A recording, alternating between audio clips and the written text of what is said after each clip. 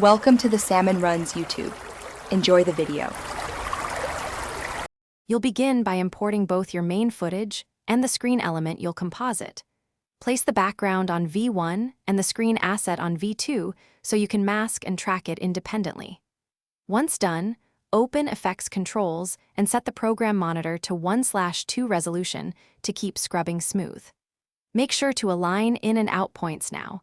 Small timing mismatches become big problems later. These first actions let you iterate quickly and avoid trouble in the complex steps ahead. Now you'll create a clean mask on the screen layer using the pen tool, tracing the display edges tightly. Then switch to Effects Controls to animate position and scale, and add corner pin for perspective matching if the screen tilts. Warp Stabilizer can help handheld footage. Track the mask across time. Choose automatic mask tracking when possible, but correct frame by frame when the auto solution slips. Don't forget to soften the mask with a small feather and adjust opacity to blend realism into the scene. Finish by matching color and luminance so the composite reads as one shot. Use Lumetri Color to tweak exposure, contrast, and temperature until the screen doesn't feel pasted on.